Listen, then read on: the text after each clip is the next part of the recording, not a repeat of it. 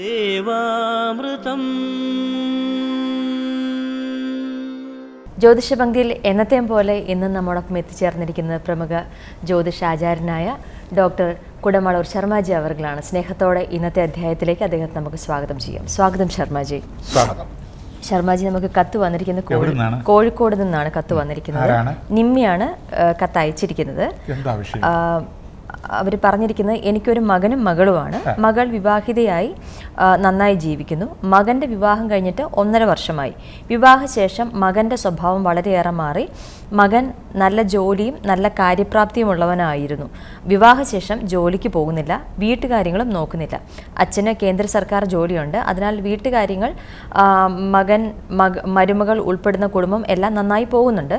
മകൻ്റെ ഭാര്യയുടെയും മകൻ്റെയും ഗൃഹനില അയക്കുന്നു. ഒന്ന് നോക്കി പറയണേ, എന്താണ് പ്രശ്നമെന്ന്.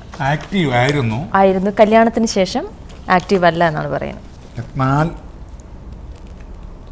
വിവാഹശേഷം ഇദ്ദേഹത്തിൻ്റെ ചുണയും സാമർഥ്യവും, ജോലിക്ക് പോകുന്ന ഉത്തരവാദിത്വവും മൊത്തത്തിൽ ആളൊരു സ്ലോ ആയി എന്നാണ് എഴുതിയിരിക്കുന്നത്. കാരണം 7ാം ഭാവത്തിൽ വിവാഹ ജീവിതത്തെക്കുറിച്ചും ദാമ്പത്യ ജീവിതത്തെക്കുറിച്ചും അതുമായി ഉള്ള കെട്ടുറപ്പിനെക്കുറിച്ചും ചിന്തിക്കുമ്പോൾ ബുധനും ശനിയും നിൽക്കുന്നത് ദോഷകരം എന്ന് പറഞ്ഞാൽ ആപത്തൊന്നും വരത്തില്ല, പൊതുവെ ജോലിയല്ലാത്ത ഇണ എന്നാണ്.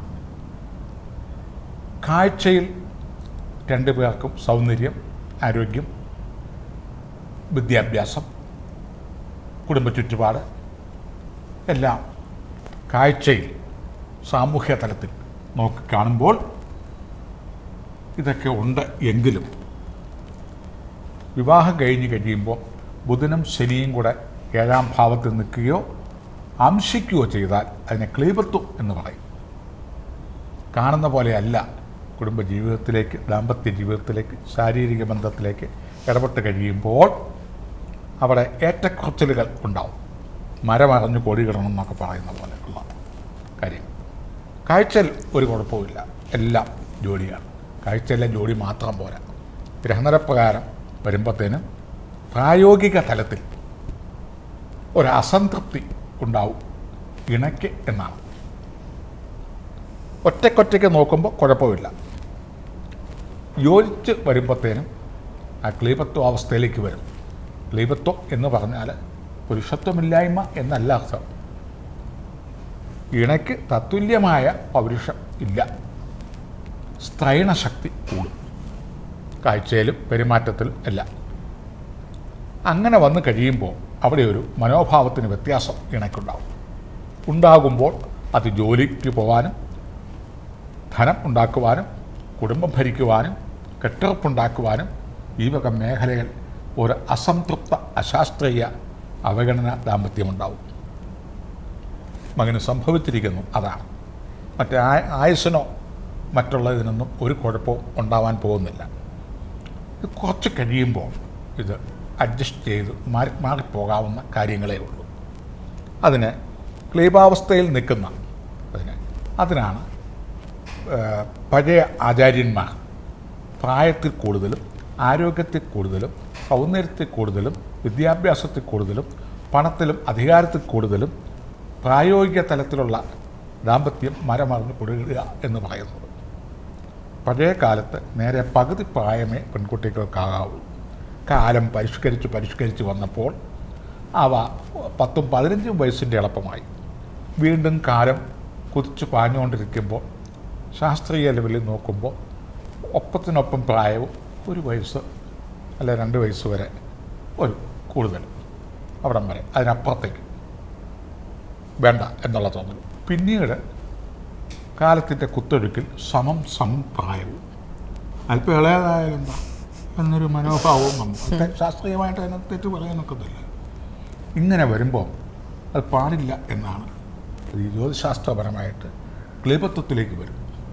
അതായത് പ്രായം കൂടുതലുള്ള സ്ത്രീയെ പ്രായം കുറഞ്ഞ പുരുഷൻ കല്യാണം കഴിക്കുമ്പോൾ എപ്പോഴും ആദ്യത്തെ പുതുമോടി കഴിഞ്ഞ് ഒരു വർഷമോ 2 വർഷമൊക്കെ കഴിയുമ്പോഴത്തേനും ആ പ്രായത്തിൽ ഇളയവൻ എന്നുള്ള ചിന്തയും സമമാണെങ്കിൽ തുല്യത എന്നുള്ള നിലയിൽ എപ്പോഴും പ്രായ കൂടുതലുണ്ട് അതിനൊരു ബഹുമാനം അവിടെ കൊടുക്കുകയും ചെയ്യും. അതിനനുസരിച്ചുള്ള ആരോഗ്യവും കാര്യങ്ങളൊക്കെ വേണം. അതിൻ്റെ ഒരു ന്യൂനതക്കുറവുകളാണ്. വേറെ കാര്യമായ ദോഷങ്ങളൊന്നും ഇതിനകത്തില്ല. ഗർഭാവസ്ഥയിൽ നിൽക്കുന്നതിന് പിന്നീട് ജോലിക്ക് പോകാനൊരു വിഷാദം, തീർത്ത് പിടിച്ച് വേണ്ടായിരുന്ന കല്യാണം, കുറച്ചുകൂടെയൊക്കെ കഴിഞ്ഞിട്ട് മതിയായിരുന്നു, അല്പം കൂടെയൊക്കെ പക്വതയും ആരോഗ്യവും വിദ്യാഭ്യാസവും ഒക്കെ കുറഞ്ഞ ആൾ മതിയായിരുന്നു എന്ന് പുരുഷനും കുറച്ചുകൂടെയൊക്കെ പക്വതയും പ്രായോഗിക തലത്തിൽ അനുഭവജ്ഞാനവും ഒക്കെയുള്ള ഒരു ഇരട്ടി പൗരുഷമുള്ള ഒരു പയ്യൻ മതിയായിരുന്നു എന്നൊക്കെ ഉള്ള തോന്നൽ പെൺകുട്ടിക്കും ഒക്കെ ഉണ്ടാകാം. ഈ ഒരു തോന്നലുള്ളൂ. ഇതിനകത്ത് കുറേ കാലം അങ്ങ് പരസ്പരം സംവാദം ചെയ്തും മുന്നോട്ട് പോവുക. പിന്നെ ക്ലീബാവസ്ഥയിലൊക്കെ ഉള്ള ബുധനും ശനിക്കും പ്രായശ്ചിത്തപരമായി ഐകമത്യം എന്ന് പറയുന്ന സ്വസ്തികം പത്മവിട്ട് ഐകമത്യ പത്മവിട്ട് ഉമാമഹേശ്വര സങ്കല്പത്തോടു കൂടി ജലഗന്ധ പുഷ്പധൂപദീപ ജലാന്തം പൂജിച്ച് 4448 ഒരു സ്കത്വാ സത്യോ മദാനാം മംഹിഷ്ടോ മത് സദന്തസ ദൃഢാചിതാരിദേവസു അഭീഷണ സഖീനാം അവിതാചരിതൃണാം സദം ഭവാസ്യുതിഭി ഏതോ നിന്ദ്രസ്തവാമ ശുദ്ധം ശുദ്ധേന സാമ്നാ ശുദ്ധൈരുഗ്ധൈർവ വൃദ്ധ്വാംസം ശുദ്ധ ആശീർവാൻമമത്തു ഇന്ദ്രശുദ്ധേന ആഗഹി ശുദ്ധ ശുദ്ധാവിരോധിഭി ശുദ്ധോരൈനിധാരയാ ശുദ്ധോ മമത് സൗമ്യ ഇന്ദ്രശുദ്ധോ ഹിനോരയം ശുദ്ധോ രത്നാദിതാശിഷേ ശുദ്ധോ വർത്താനി ജിഗ്നതേ ശുദ്ധോ വാചം സുശാസസി സ്വാദിഷ്ടയാ മതിഷ്ടയാ പവസ്വസോമധാരയാ ഇന്ദ്രായ പാദവേ സുത എന്ന് തുടങ്ങി ഒരു 1-2 മണിക്കൂർ നേരത്തോളം നീണ്ടു നിൽക്കുന്ന ഡ്യൂറേഷനുള്ള ഈ ഋഗ്വേദം കൊണ്ട് ഏതാണ്ടൊരു 35% ഇതിൻ്റെ ക്ലീബാവസ്ഥകളെ പരിഹരിക്കുകയും പിന്നീടുള്ള കാലഘട്ടത്തിങ്കൽ ഈ എളുഭ്യാവസ്ഥകളും ക്ലീബാവസ്ഥകളും ഒക്കെ മാറി ജോലിക്ക് പോകാനൊരു ഉന്മേഷവും കാര്യങ്ങളും ഒരു ചുണയും സാമർഥ്യവും ധനമുണ്ടാക്കണമെന്നും കുടുംബത്തിൻ്റെ കെട്ടുറപ്പും ഇതിലൊന്നുമല്ല കാര്യങ്ങൾ എന്ന് മനസ്സിലാക്കി പരസ്പരം സംബന്ധിച്ച് സംവാദ കർമ്മങ്ങളൊക്കെ ചെയ്ത് മുന്നോട്ട് പോകാവുന്നതേ ഉള്ളൂ. 2-3 വർഷങ്ങൾ കൊണ്ട് ഈ അവസ്ഥകളൊക്കെ മാറും. ചുണയും ഉസിരും വീര്യമൊക്കെ ഉണ്ടാവും. അതിന് പരസ്പരം സഹകരിച്ചും സഹായിച്ചുമൊക്കെ മുന്നോട്ട് പോകണം. ഈ പറഞ്ഞ പ്രതിവിധികളൊക്കെ ചെയ്താൽ 35% വരെ പ്രതിവിധികൾ ആവുന്നതാണ്. മാർഗനിർദ്ദേശങ്ങളനുസരിച്ച് പ്രതിവിധികൾ ചെയ്യുക, ഗുണഫലങ്ങൾ ഉണ്ടാവട്ടെ. ജ്യോതിഷപരമായ മാർഗനിർദ്ദേശങ്ങൾ ഡോക്ടർ കൊടുമാളൂർ ശർമാജി അവർകളിൽ അറിയാൻ ആഗ്രഹിക്കുന്നവർ താഴെ കാണുന്ന നമ്പറിൽ അദ്ദേഹത്തെ കോൺടാക്ട് ചെയ്യാവുന്നതാണ്. പ്രശ്നപരിഹാരങ്ങൾ സ്വായത്തമാക്കാവുന്നതാണ്.